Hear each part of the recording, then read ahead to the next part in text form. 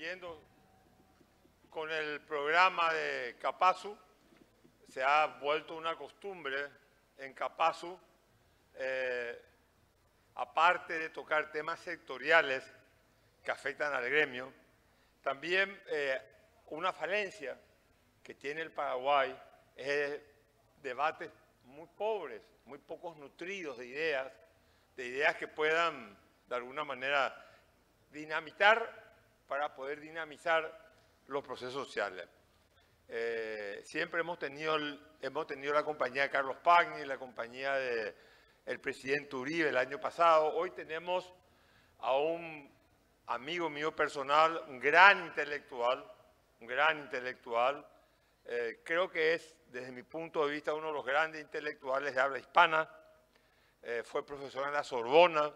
También tenemos algo en común, que él cuando aterrizó en Europa, aterrizó en Alemania. Yo terminé mi estudio en Alemania, pero él fue a terminar su estudio a Francia y quedarse en Francia casi 30 años y enseñando como profesor. Hoy está ejerciendo el periodismo en el medio más importante que tiene el Perú. Y es un hombre, como yo siempre lo he definido, un intelectual exquisito, filósofo esencialmente, pero un conocedor de la literatura, un conocedor proficuo de la política y también un conocedor de la realidad económica, no solamente de la macroeconomía, sino de la microeconomía. Por eso vamos a tener una charla en donde trataremos de echar luz a tanta oscuridad que existe en el debate paraguayo.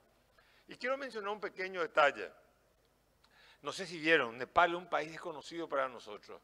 A mí me sorprendió, yo creí que fui el único que leyó la noticia de que en Nepal ayer hubo una gran turbulencia política, pero resulta ser que en la mesa donde yo almorcé, todo el mundo estaba enterado de lo que pasó en Nepal. Y en Nepal se dio lo que nosotros estamos advirtiendo hace mucho tiempo, el desfasaje, el retraimiento, el rezago de la política con respecto a los cambios sociales que hoy vive el mundo, a la digitalización, a los cambios sociales que vive el mundo. Hoy Fernando Carvalho nos va a hablar, dar un panorama para poder anticipar las necesidades del proceso de modernización social, política y económica en el cual estamos inmersos nosotros los paraguayos. Fernando, por favor, todo tuyo.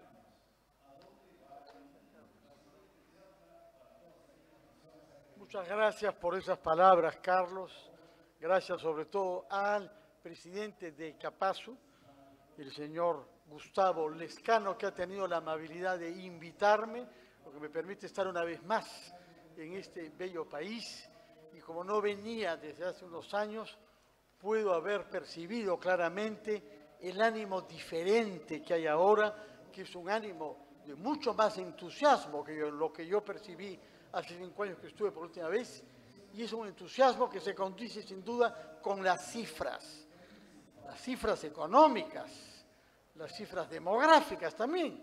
Paraguay es el país de América Latina que tiene más alta tasa de crecimiento de su población. No sabemos cuánto durará eso. Hay una tendencia mundial al decrecimiento, pero ustedes tienen ese bono demográfico todavía. Y el entusiasmo corresponde también a la realidad institucional y a la capacidad de diálogo que he visto que ustedes ejercen, tal y como ha sido puesto en evidencia en la mesa previa. Conozco muchos otros países, entre los cuales el mío natal, el Perú, y el mío de adopción, que es Francia, en donde es muy difícil participar a un intercambio entre autoridades del Estado, sectores gremiales, sociedad civil, con una voluntad común de hallar consensos y sin buscar desacreditar personalmente a los interlocutores.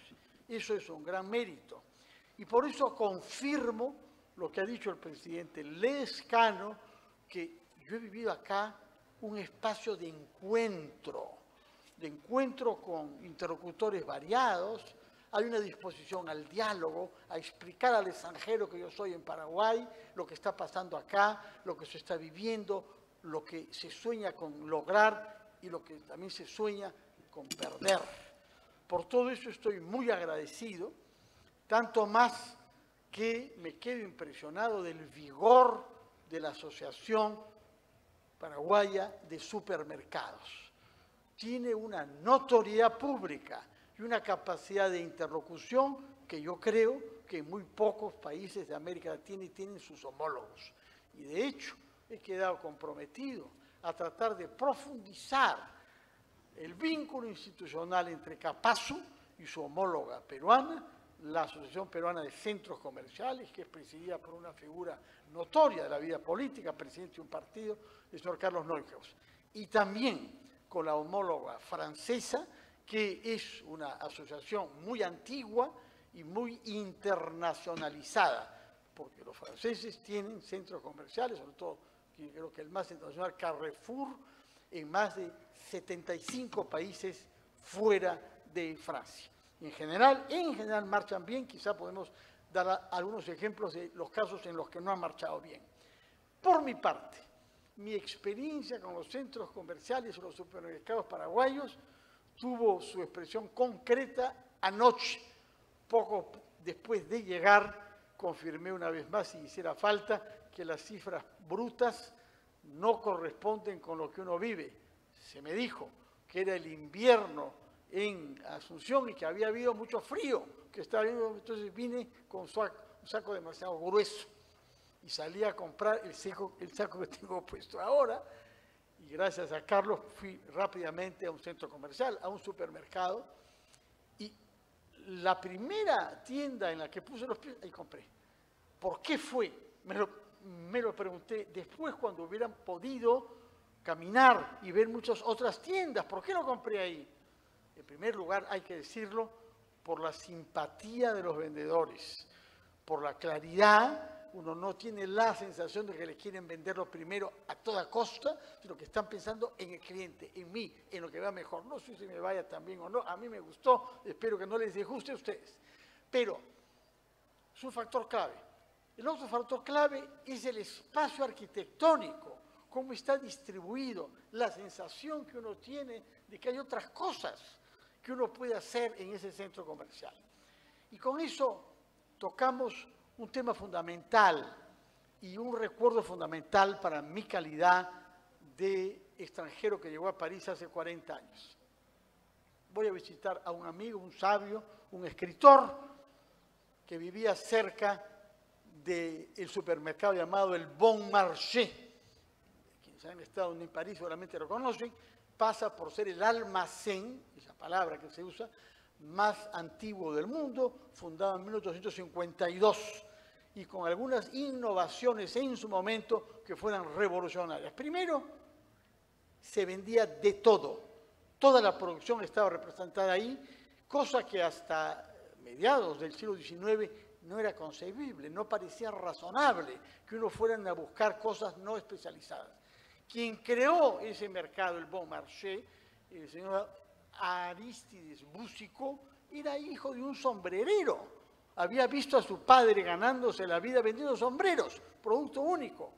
Pues él decidió vender sombreros y junto a eso todo el resto de las cosas que los empresarios y los talleres franceses producían.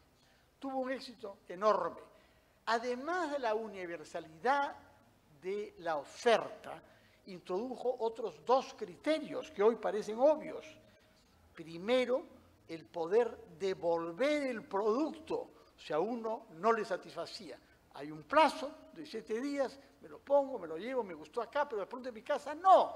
Pues tiene 7 días usted para devolverlo y eventualmente tomar otra cosa o se le devuelve el dinero. Era una práctica que no se hacía. Y la tercera característica, todavía hay casi como broma en Francia, en algunos locales, entrée libre, una entrada gratuita, no se paga por entrar, no está obligado uno a comprar. Usted puede venir aquí a mirar, a curiosear, prácticamente a pasearse. Ese local tuvo un tal impacto, repito, fundado en 1852 en el centro de París, que el gran novelista Émile Zola, célebre, entre otras cosas, por la denunciación del acto antisemita que se había cometido contra el capitán Dreyfus, que dio lugar al famoso caso Dreyfus de fines del siglo XIX. Zola escribió en 1883 una novela que pasa toda ella al interior de ese local. Es cierto que Local es una obra maestra de arquitectura diseñada por Eiffel, el mismo que 6 años después haría la torre que lleva su nombre, la Torre Eiffel. Pues estar ahí genera una sensación arquitectónica agradable. Uno no sabe bien por qué. Hay un diseño, hay una amplitud, hay un manejo de los volúmenes, hay un uso del color, factores de especialidad arquitectónica. Existe todavía tal cual y sigue teniendo el mismo éxito monumental, tal y como uno ve en las guías turísticas. Es un lugar que hay que ir a visitar. Y está diseñado de una manera sumamente inteligente para que uno compre lo que anda buscando, halle cosas que no estaba buscando, que no sabía que podía desear o no sabía que existían, y al mismo tiempo es un placer. Y más aún se complementa con actividades que no son de compra. Por ejemplo, cortarse el pelo, sobre todo si uno va en pareja y uno de los dos, suele ser el hombre con más frecuencia, pero no me pronuncio sobre el fondo, se cansa más rápidamente que el otro, puede aprovechar para cortarse la barba, cortarse el pelo, u otro tipo de actividades. Incluso en los grandes centros comerciales, salas de cine directamente y también lugares de recogimiento espiritual o religioso ecuménico, es decir, multiconfesional. Todo eso fue inaugurado por, repito, Boucicault, y de alguna manera consagrado literariamente con esta novela que recomiendo vivamente leer, se llama en castellano El paraíso de las señoras, o Paradis des Dames, que en francés le llama Au bonheur des Dames, en el lugar de la felicidad de la mujer. 1883, novela de Émile Zola. Hay varias películas que se han hecho con ese mismo título, todo lo cual pasa adentro. Es la historia de los clientes que van, pero de los vendedores y sobre todo lo que promovió Boucicault, vendedoras mujeres, que también era algo novedoso, este acento puesto en buscar que hay una representación femenina en todos los cargos de esa empresa. Estamos hablando de un único local que se ha mantenido tal cual, que no tiene filiales y que entre tanto tiene el sitio de venta de alimentos preparados más grande de Europa, la Grande Épicerie du Bon Marché, la gran epicería del Bon Marché. Uno puede encontrar casi cualquier capricho que tenga, y esto, repito, al lado del gran almacén de varios pisos en donde compra las cosas que necesita uno para el consumo. Naturalmente estamos hablando sobre el siglo XIX. ¿Qué cosa pasó con los supermercados en el siglo XX? Básicamente la revolución vino, como en otros campos de los Estados Unidos, puesto que es en Minnesota que en 1956 se va a crear el primer supermercado propiamente tal que responde a una realidad urbana, social, demográfica diferente. ¿Cuál es? Sacar los centros comerciales de los centros urbanos para contar con más espacio, particularmente para el estacionamiento de autos. Fue concebido para aquel americano que estaba enriqueciéndose después de la guerra y que podía comprar un auto, pudiera estacionar cómodamente ahí, en general gratuitamente. No siempre es así, pero eso fue el caso en este famoso centro como shopping mall. Y aparece la palabra shopping mall. A veces decimos mall, simplemente. Mall significa en inglés un paseo, lo que en francés y en alemán se dice promenade, pasearnos. No sé si aquí hay calles, avenidas que se llaman paseo, Paseo López o Paseo de la República. Es un paseo, es decir, hay una tienda, otra, un pabellón, otro, pero bajo la forma de paseo. Recordemos que en los Estados Unidos el mall por excelencia es el gran diseño en el centro de Washington. No es una realidad comercial. Se ha usado la palabra mall para designar a un mall para pasearnos mientras compramos. Quiere decir que se asocia el placer de pasear con la satisfacción de una necesidad como es adquirir algunos productos que necesitamos. Lo de Minnesota tuvo un impacto enorme, repito, características principales: se va en auto porque queda en la periferia de una gran ciudad, y dos características igualmente importantes. En primer lugar, es una de las ciudades y los estados más fríos de los Estados Unidos. Y al mismo tiempo, en el verano, más calientes. Se puede parecer quizás a lo que pasa en Asunción, mucho frío, no sé si hay mucho frío nunca, pero es lo que yo temí, y mucho calor ciertamente. Y luego lluvias, de manera que cuando llueve mucho, o cuando hace mucho calor, o hace mucho frío, uno sabe que puede ir ahí, porque es un sitio cerrado y con una climatización general, cosa que en el año 56 todavía no era tan frecuente como es ahora. Hacer que el acto de comprar no suponga el sacrificio del calor excesivo o del frío excesivo y menos aún de la lluvia.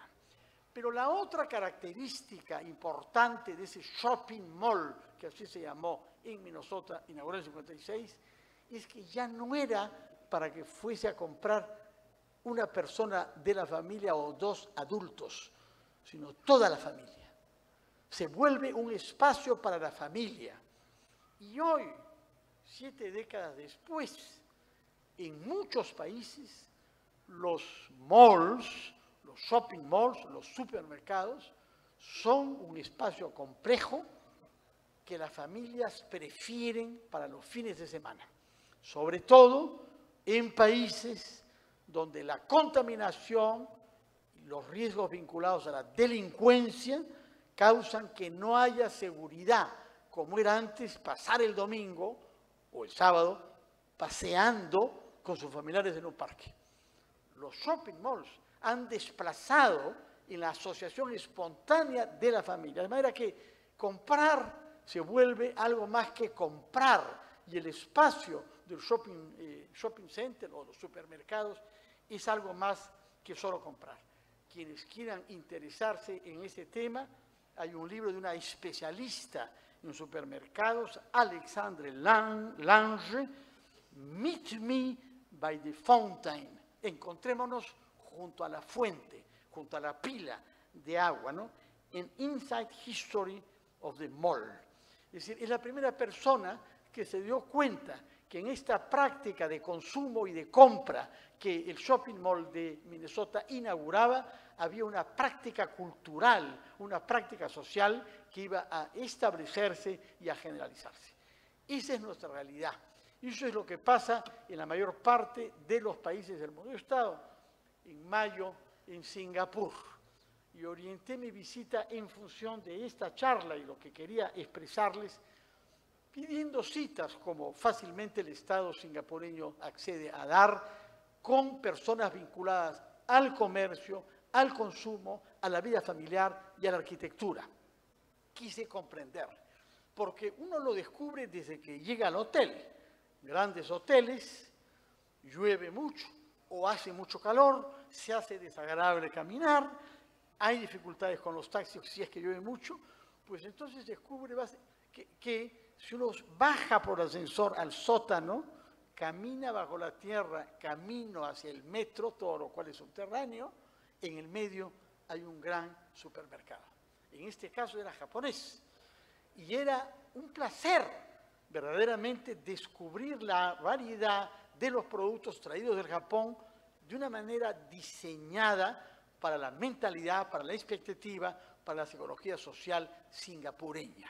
Como sabemos, es una sociedad de mezcla de etnias, china, malaya musulmana y también tamil budista. De manera que uno comprende cuando ve un supermercado japonés en un país básicamente chino, cómo se han distribuido los productos en un espacio que corresponde a la imagen que se hace el que ha diseñado ese supermercado, de la mentalidad, de la cultura, de los deseos y de los placeres que puede tener un consumidor, en este caso singapureño. ¿Cómo se logra eso?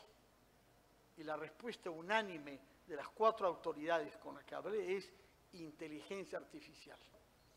Llegamos a un tema que es importante abordar acá. No lo podemos evitar. Yo recomiendo a quien quiera profundizar lo que sepa sobre inteligencia artificial, leer un libro escrito por el historiador y político norteamericano fue consejero para la seguridad nacional de Richard Nixon y de Gerald Ford, y canciller Henry Kissinger, conocido por algunos por su rol sobre la guerra del Vietnam, es cierto, y su intervención en América del Sur, pero al mismo tiempo Premio Nobel de la Paz. Supo parar esa guerra, por cruel que haya podido ser, supo parar esa guerra. 1 y 2, supo establecer relaciones con el mundo asiático. Estados Unidos, en plena Guerra Fría, en los años 70, cuando él era canciller, después de haber sido consejero para la seguridad nacional, consideró que era el momento de abrir el vínculo entre Estados Unidos y el mundo chino global. Y esas relaciones globales se mantienen hasta ahora. Hace unos meses, el mes de noviembre pasado, Lima fue por tercera vez mi ciudad natal, sede de la cumbre de APEC, la Asociación de los Países del Asia-Pacífico.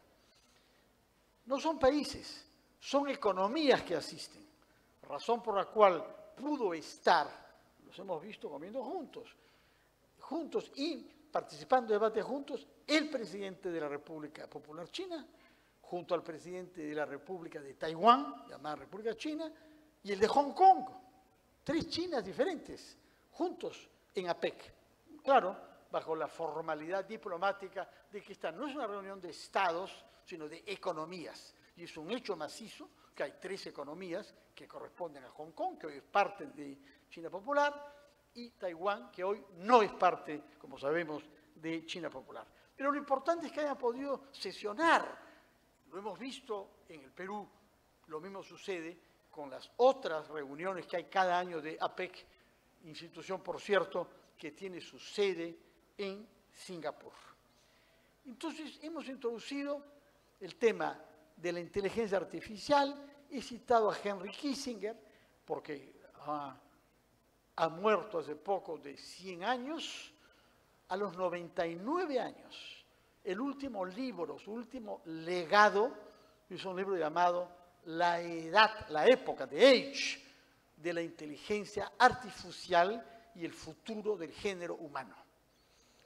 Kissinger, junto a otros 2 especialistas más en tecnología que él piensa la geopolítica, él diseña las evoluciones de largo plazo, particularmente en base a los intereses de su país, Estados Unidos, aunque él había nacido en Alemania, él emigró joven, adolescente a Estados Unidos y era un ciudadano norteamericano. Nunca perdió el contacto con Europa, naturalmente, pero respondía a los intereses de Estados Unidos. Y eso es lo que ese libro intenta mostrar. Hemos entrado a una época diferente, hay que habituarnos a ella y hay que sacar provecho de ella. Esa es la afirmación final de este hombre de 99 años, que tiene una vasta producción intelectual, que ha sido profesor en Harvard, que fue profesor de muchos jefes de Estado de América Latina y del Asia, uno de los más célebres de los cuales es el fundador de Singapur, justamente Lee Kuan Yew, que él ha considerado uno de los grandes estadistas del siglo XX por lo que hizo con su isla. El señor Lee fue el jefe de gobierno durante 30 años de una isla pobre, a unos niveles que nos cuesta trabajo imaginar, y a ustedes tanto como a mí, es decir, sin tierra agraria y sin agua. Singapur importa el agua que consume. Hay pipelines, tubos desde Malasia a través de un estrecho, el estrecho de Malaca, para surtirse ellos de agua que les vende Malasia, con un contrato particular en función del cual parcialmente el agua es pagada limpiándola, la que recibe porque se ha especializado en limpiar aguas no potables, en parte paga con eso. ¿Cómo es posible que un país que no tiene tierra agrícola, 0 producción agrícola, y que no tiene agua, porque no tiene ríos, sea hoy el país con el índice de desarrollo humano más alto del mundo? Y según unos rankings, el de mayor ingreso de su población. ¿Cómo ha logrado el señor Lee, durante sus 30 años de su gestión, esos logros en el país? La respuesta que Lee daba, le hemos escuchado mencionada acá, es tres puntos. Uno, lucha radical contra la corrupción. Y lo verán que va en serio cuando noten o sepan que hay parientes y amigos míos que están presos por haberse aprovechado de sus cargos públicos para enriquecerse. Contra la corrupción. Número 2, educación como prioridad del Estado. Y ese es un tema grave para el Paraguay, como es grave para el Perú y para la mayor parte de los países de nuestra región, la baja productividad de los trabajadores. Somos gente que trabaja mucho, los campesinos peruanos como los campesinos paraguayos, los obreros, los empleados, trabajamos mucho, pero a falta de una formación adecuada, nuestra productividad no se puede comparar con la de los países desarrollados. Habiendo vivido en Alemania y Francia, como lo ha recordado Carlos, puedo decir que si uno ve a una secretaria alemana y a una latinoamericana, sin duda la de América Latina trabaja más horas, más esfuerzos, suda más, pero produce menos. Con menos esfuerzo hay más productividad, naturalmente, en Alemania o Francia. Ese es un punto clave, productividad de los trabajadores.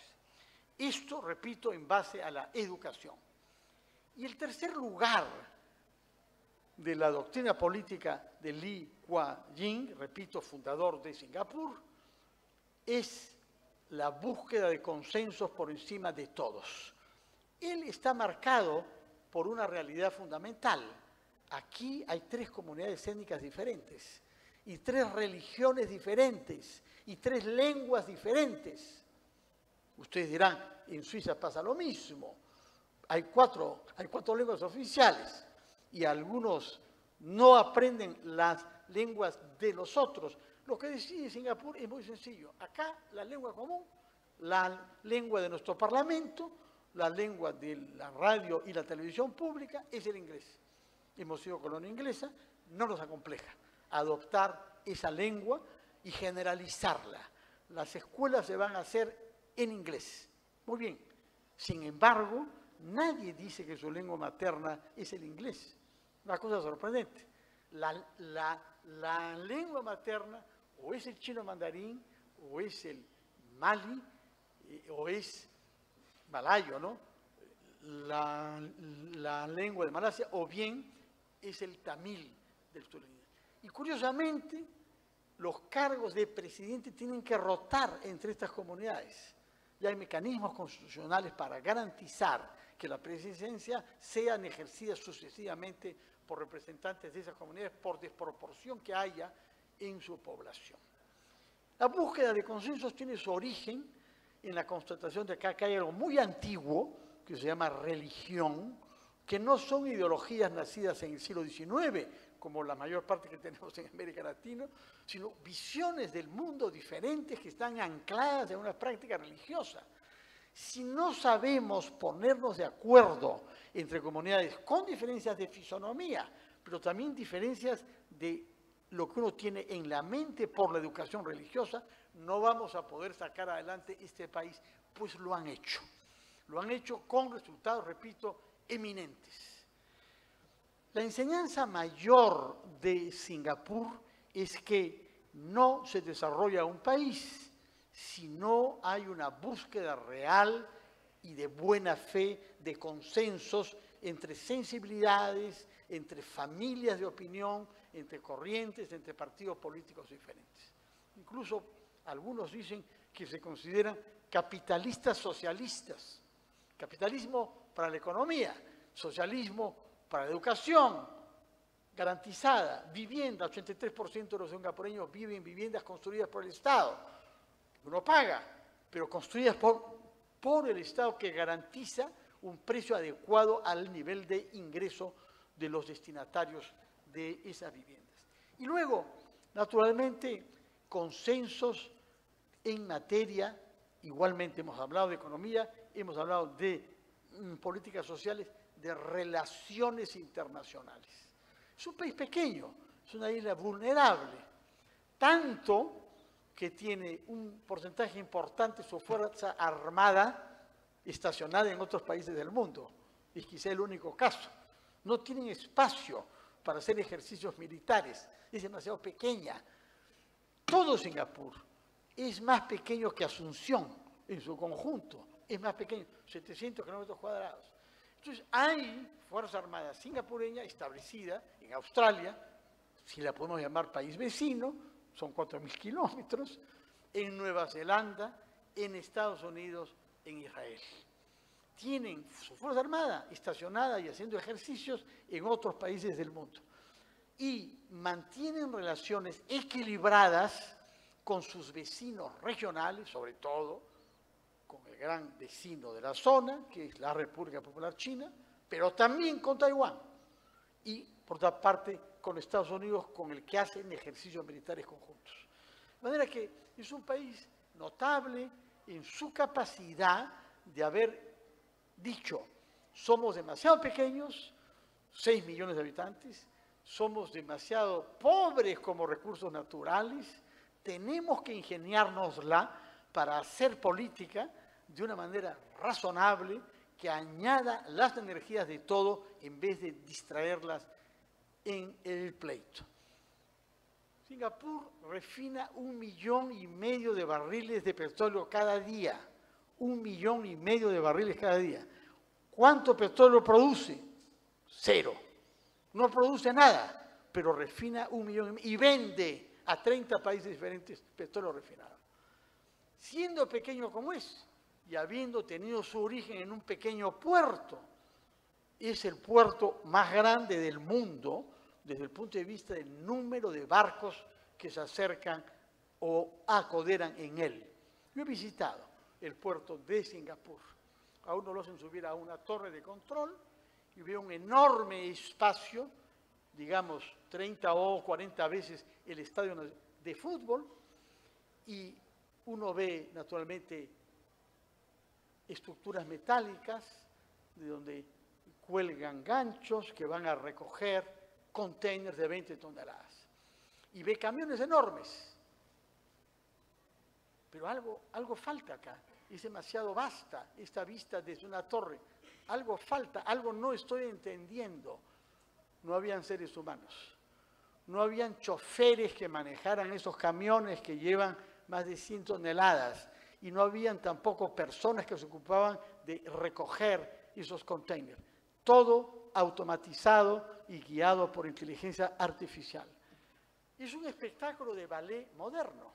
Todo se mueve, camiones van, vienen, llevan a barcos. Es una de las grandes fuentes de ingresos de ese pequeño país, repito, el que ha garantizado para sus ciudadanos el nivel más alto de ingresos del mundo.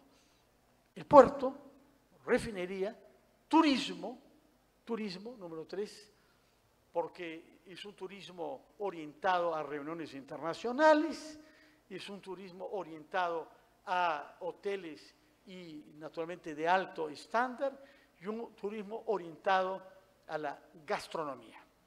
En realidad fue toda una enseñanza. La respuesta por todas partes es nunca estar retrasado respecto de la tecnología más adelantada. Son ellos fabricantes de productos digitales de alta competitividad, menos que Taiwán, pero lo son. Ahora bien, ¿qué es lo que Kissinger dice en ese libro que les recomiendo vivamente? Repito, es un libro escrito a los 99 años, es una edad en la que uno no quiere mentir, ni tampoco probarle nada a nadie, uno se está despidiendo de la vida y quiere dejar un legado final. Por eso me parece tan importante. Dice Kissinger, quizás han habido situaciones semejantes en el pasado, por ejemplo, cuando se descubrió y comenzó a usar la escritura. De pronto, hace 5.000 años, en 7 lugares distintos de nuestro planeta, en América, por razones que nadie ha explicado nunca, no, los seres humanos comienzan a escribir. La escritura comienza como contabilidad, cuánto se ha cosechado, cuánto se ha guardado, cuánto se ha podrido, cuánto se ha vendido, cuánto hemos ganado. Y a partir de cifras de contabilidad se da un salto hacia comentarios que poco a poco se abren más hacia lo que hoy llamamos escritura. En varias partes del mundo a la vez. Mesopotamia principalmente, Turquía, Egipto, China, India. La escritura, como Platón lo dijo hace 2400 años, llevó a que la memoria sea menos utilizada. Porque quienes antes de que la escritura se generalizara y todo el mundo supiera leer en la Grecia antigua, los seres humanos aprendían de memoria los cantos de Homero, Ilíada y la Odisea. Y todavía, en la época de Platón, se podía recitar y uno lo tenía a flor de piel, como quien cita canciones populares hoy o el himno nacional paraguayo.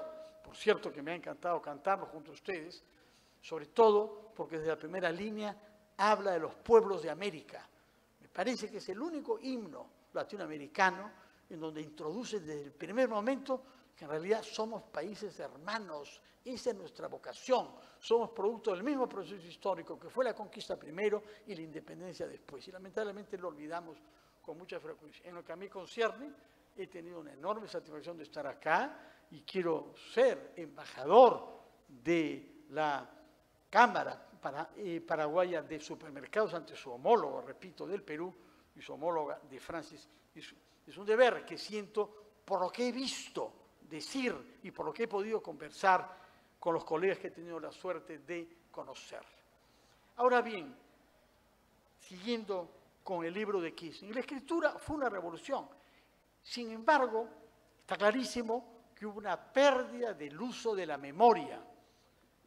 No sabemos si Jesús sabía leer. No hay ninguna evidencia de eso, quizás sí. No es seguro que alguien de su extracción social en esa época y en esa región del mundo hayan aprendido a leer, pero cita constantemente los textos del Antiguo Testamento. Sabía de memoria lo que él había leído. Es lo que pasa cuando no hay escritura. Uno memoriza más. Ahora bien, algunos se han basado en esta comparación para sostener que la inteligencia artificial tiene factores negativos, incluso peligrosos. Cito un ejemplo. La mayor parte de ustedes conocen, sin embargo, y sin duda, los aplicativos de navegación para conducir el automóvil. ¿No es cierto? Uno toma un Uber, y los choferes en general usan el Waze, laberinto, ¿no?, para poder orientarse en todas las capitales del mundo, y hay otros aplicativos también, naturalmente. En París, los taxistas, para poder hacer taxi, pasaban exámenes difíciles y pagaban una licencia para ser taxista, que es una profesión rentada, bien rentada, que suponía conocer de memoria la mitad de las 6.000 calles que hay en París. La mitad de memoria, ¿dónde queda? Das un examen y dices dónde queda tal avenida, tal calle, tal jirón o tal pasaje. Todos los hospitales, todos los teatros, todas las universidades y los principales centros comerciales.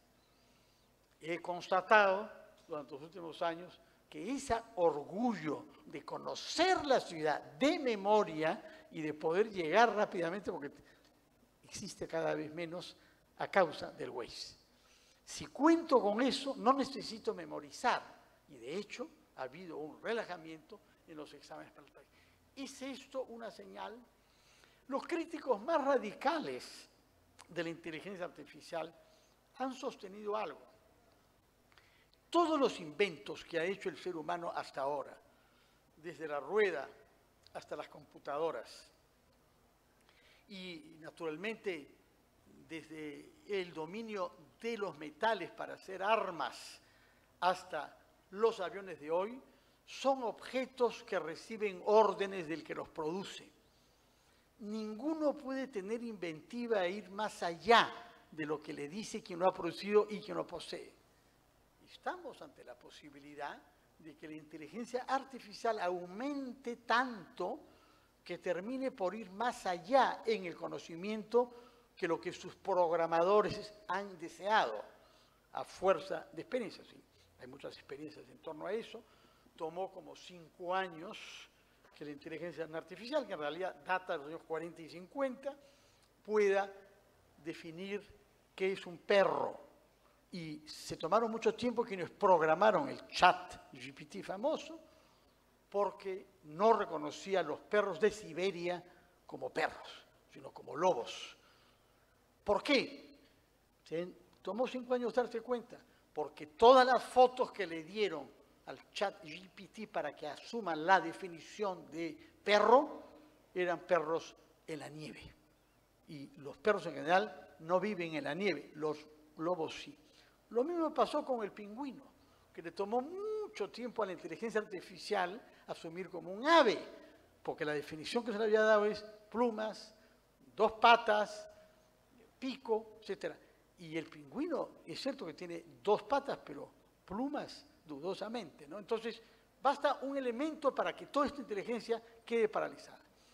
¿Qué sucede cuando se le alimenta con más y más información? Ya no cabe duda que hay perros que andan en la nieve, y por mucho que la mayor parte de quienes poseen perros siberianos se toman fotos en la nieve con ellos, porque es su hábitat natural, que llega un punto que la inteligencia artificial ya no cometa esos errores. Y se le informe de más y más, por ejemplo, sobre cambio climático, por ejemplo, sobre armas nucleares, por ejemplo, sobre el odio de los seres humanos, por ejemplo, sobre nuestra incapacidad para ponernos de acuerdo pacíficamente con quienes no piensan como uno, y asuma toda esa información. En su versión radical, la inteligencia artificial podría llegar a la conclusión de que hay algo muy malo en este planeta, que son los seres humanos. Y en consecuencia, creer motu proprio que hay que eliminar a esa especie animal que es mala, que le hace daño al planeta por razones climáticas y que además anda peleándose entre sí. Podría suceder, esa es la versión más extrema de un desarrollo que además ha sido adelantado por la ciencia ficción y que fue sugerido en su momento hace 15 años por el físico Hawking, Stephen Hawking, no sé si lo recuerdan, vivía con una grave enfermedad neurológica en una silla de ruedas, pero no le impidió ser un físico extraordinario. En suma, y para concluir, para respetar estrictamente el tiempo que se me ha impartido, es necesario que aún los que están metidos en un trabajo concreto y que parece puramente nacional en las fronteras de nuestro país, asuman algunas de las variables que hay en juego en nuestro mundo de hoy. Mencionaré 4. En primer lugar, el rol indispensable de las tecnologías nuevas, particularmente de la inteligencia artificial, porque nos aportará un conocimiento sobre los clientes, sobre lo que quieren comprar, sobre las razones por las que acuden a los centros comerciales, mucho más fino que los mecanismos que tenemos ahora en base a encuestas y focus group. 1, tecnología. Segundo lugar, cuyas aplicaciones, además, no voy a entrar en el detalle, en medicina, están clarísimas. Hemos logrado, el MIT lo ha hecho, desarrollar un antibiótico contra cierto tipo de infecciones en un tiempo récord. Y no sabemos cuántas otras cosas pueda diseñar para curarnos y conocer, por ejemplo, algo que no conocemos casi nada, nuestro sistema bacterial. El cuerpo humano contiene muchas más bacterias que células. Tenemos bacterias en nuestra aura que nos protegen o nos hacen daño. Y estamos a cero respecto de eso, respecto del conocimiento físico de eso. Cuando la inteligencia artificial pueda tener logros en ese campo, la medicina cambiará mucho más radicalmente que lo que ya hace ahora. Hace unos días yo me he hecho unas resonancias magnéticas por rodilla y las imágenes son interpretadas por inteligencia artificial a la cual le puedes preguntar y te va a contestar con bastante pertinencia, por lo menos tanto como un médico, que a veces no son disponibles, sobre todo en algunas zonas rurales. Medicina es fundamental. Naturalmente, finanzas, inversiones, contabilidad, no se diga. En tercer lugar, en la guerra, y lamentablemente este es un tema mayor de nuestra época. Están habiendo enfrentamientos de una intensidad, de una crueldad y de una dureza que no habíamos visto en mucho tiempo. No necesito ni siquiera mencionar los más importantes, pero sí algunos que han pasado desapercibidos.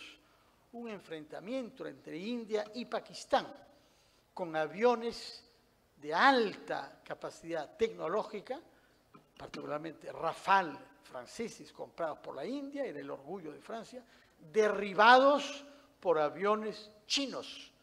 Pakistán venció en ese combate aéreo que ha tenido lugar hace 4 meses, en lo que se dice que es el combate aéreo de mayor magnitud desde el fin de la Segunda Guerra Mundial. Ha pasado relativamente desapercibido. No es la primera vez que China y Pakistán se enfrentan, no es la primera vez, pero es la única en que han sido derribados aviones de alta capacidad tecnológica del ejército de la India. Y recuerdo que ambos países tienen armas nucleares, India y Pakistán, que como sabemos se disputan por Kashmir.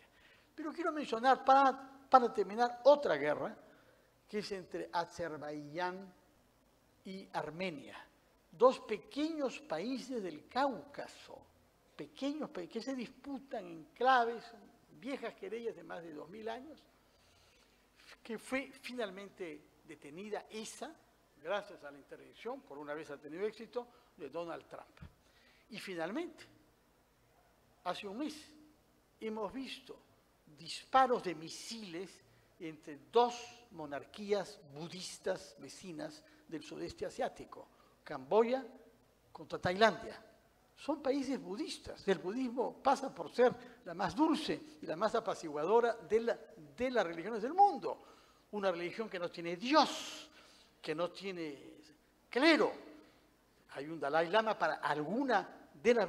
Sin embargo, se han disparado misiles con mortalidad en parte y otra de la frontera de estos 2 países del sudeste asiático.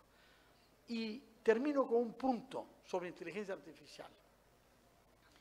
Algunos estudios muestran que quizá pronto la mayor parte de los matrimonios duraderos sean frutos de evaluaciones y de contactos hechos a través de la inteligencia artificial. Cuando uno ve encuestas en países desarrollados sobre la falta de relaciones, por ejemplo, una encuesta de este año, enero, jóvenes entre 18 y 25 años, ¿cuántos amigos de verdad tiene usted? Amigos íntimos, ninguno.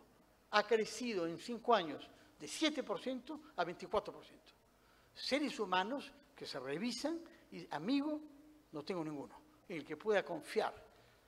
Deseo de una relación amorosa o práctica sexual decrecientes.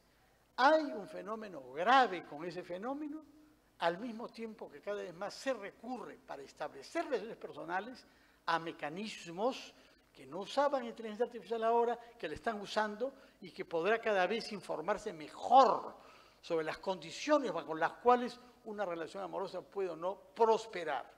¿Es esto bueno? ¿Es esto malo?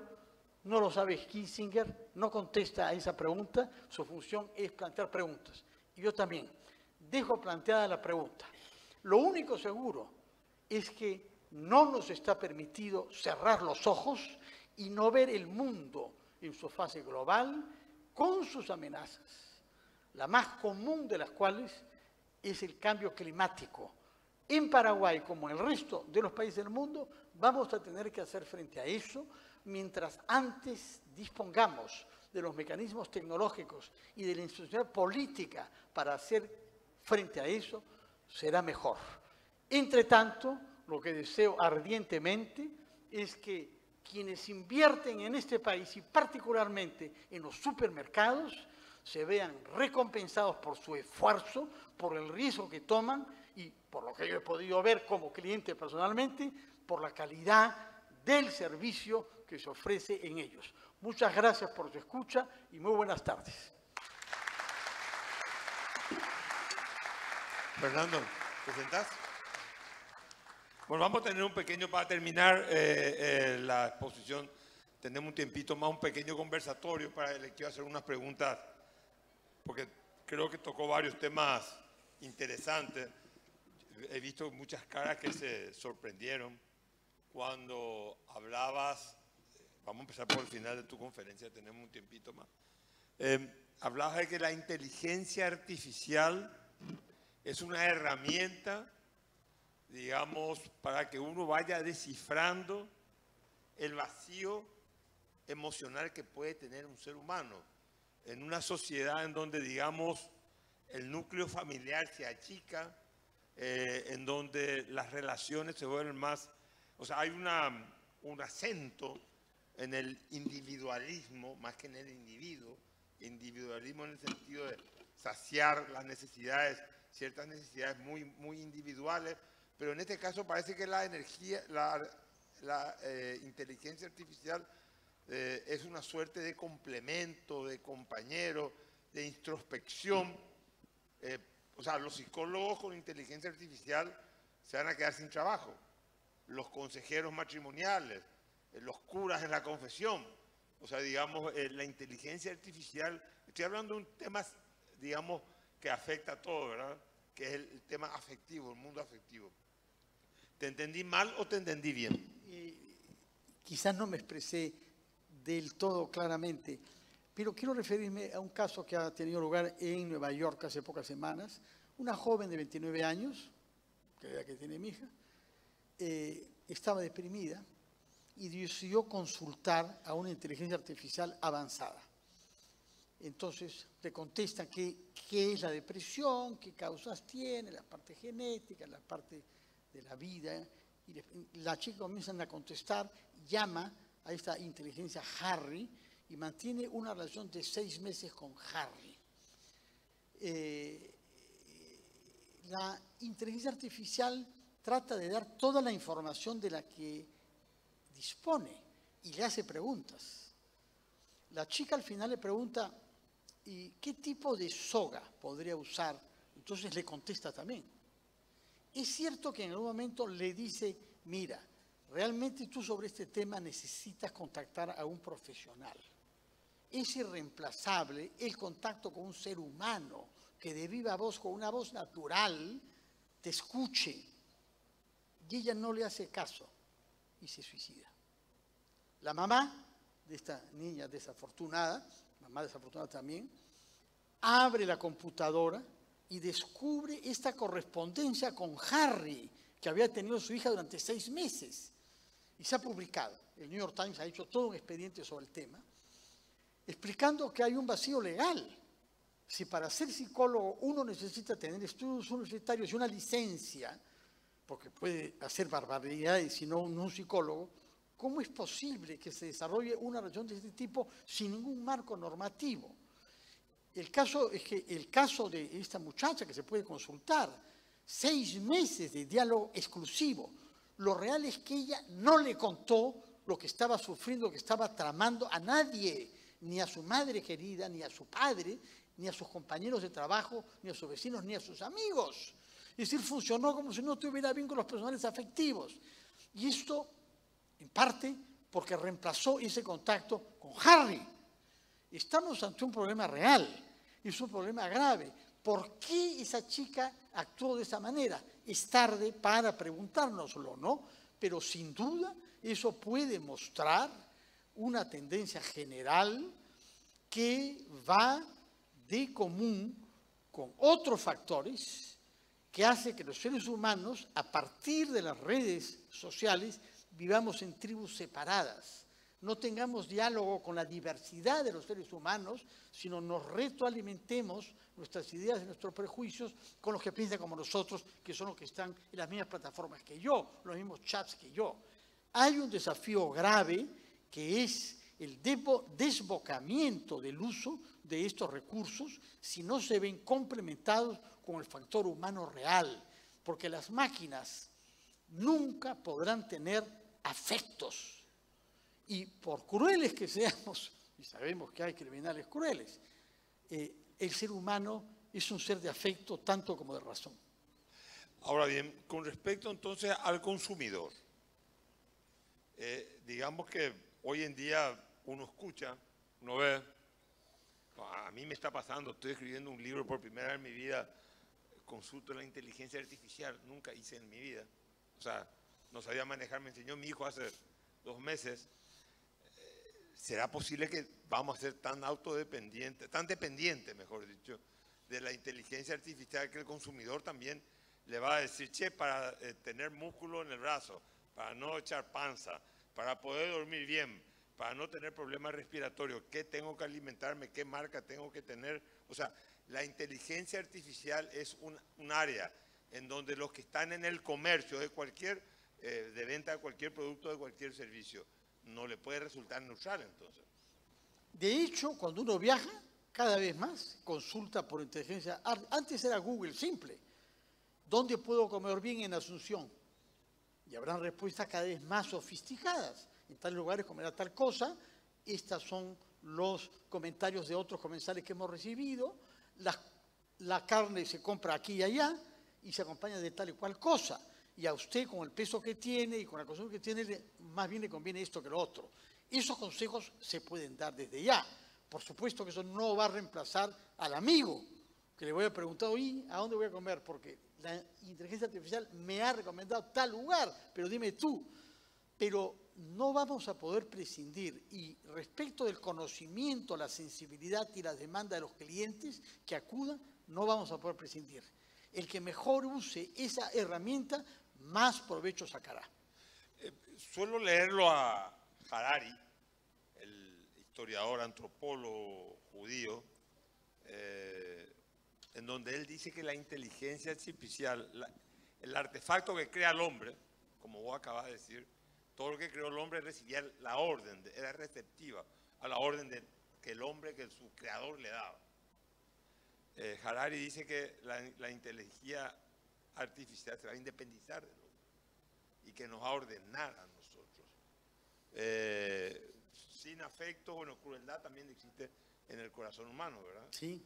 Entonces, pero se nota casi siempre. Bueno, entonces el desarrollo a futuro, pues esto va a pasos acelerados, o sea, es vertiginoso este avance. ¿Cómo será esa relación entre una inteligencia artificial superior si es que esa hipótesis se cumple? Algunos creen que esa hipótesis no se va a cumplir, que el creador siempre es el creador, que el otro no va a poder, en fin, no tiene imaginación.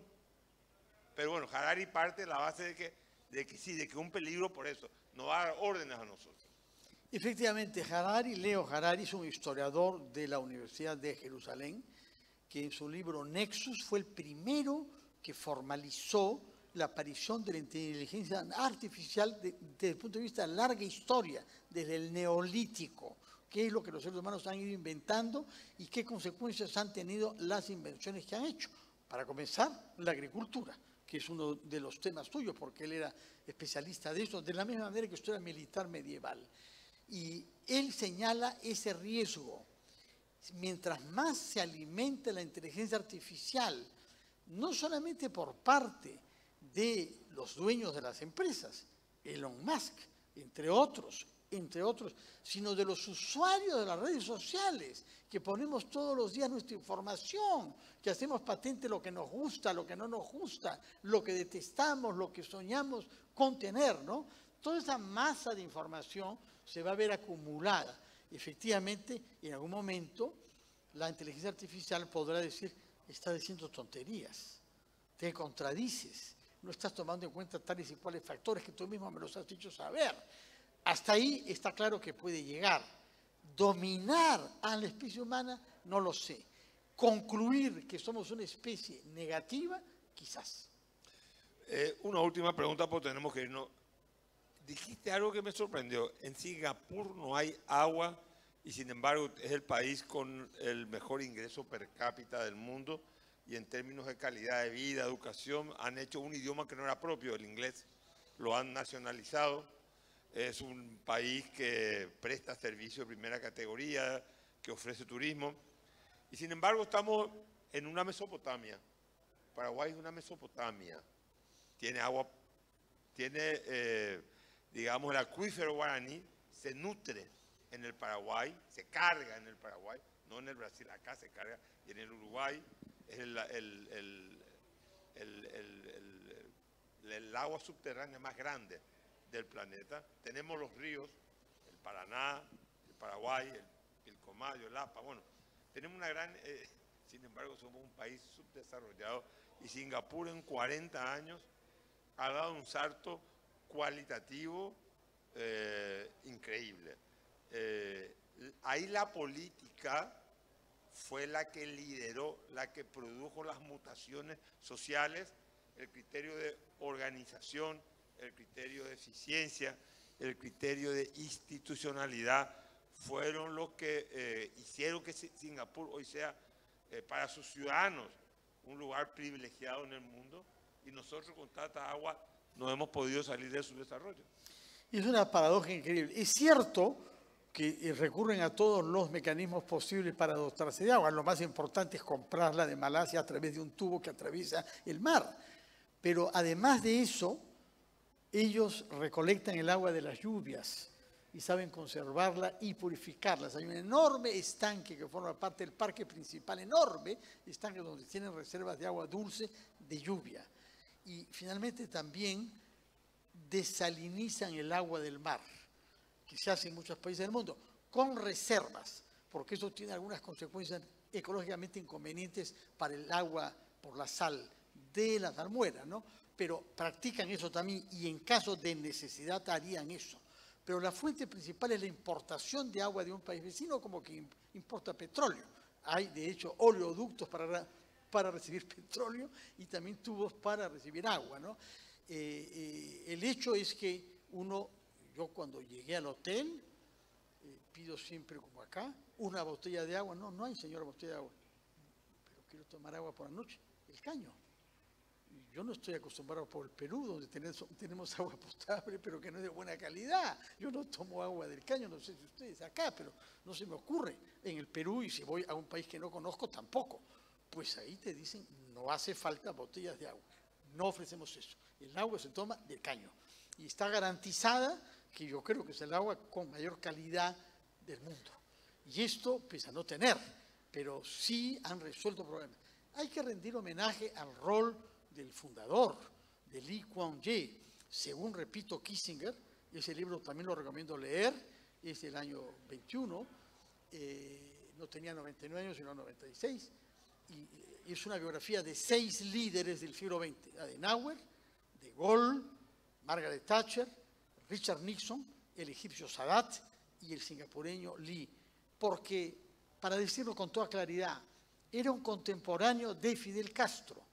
Era el líder político de una isla como Fidel Castro. No hizo promesas, planteó un plan. Y al cabo de 40 años, ahora tiene 60, no había pobreza en el país. Educación para todos, salud para todos, prosperidad. Es decir, lo contrario de lo que pasó en Cuba, que se prometió el paraíso y lo que tenemos es un infierno totalitario con pobreza.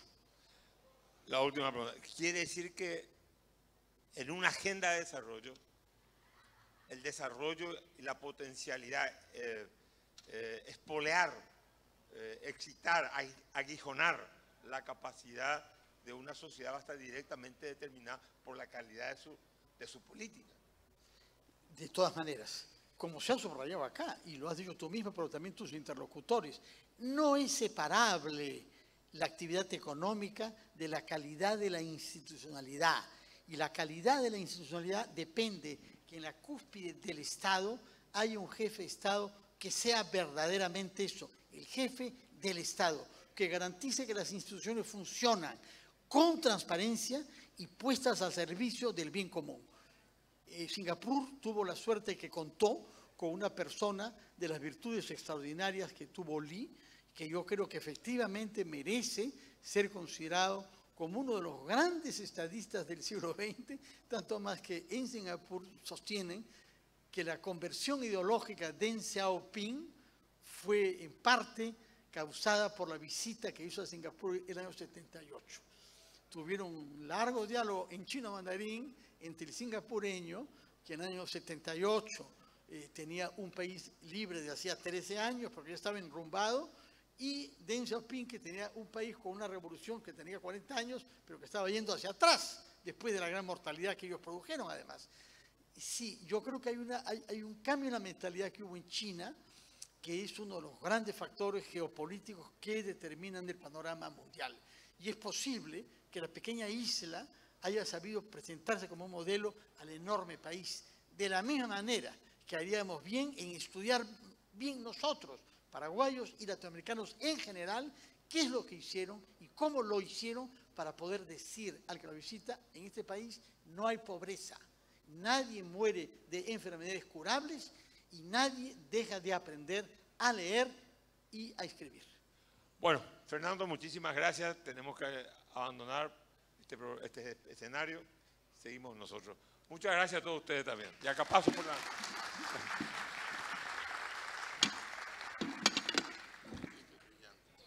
De verdad, muchísimas gracias. Absoluta fue la concentración en este auditorio, teniendo en cuenta la calidad de nuestro conferencista, sin dudas.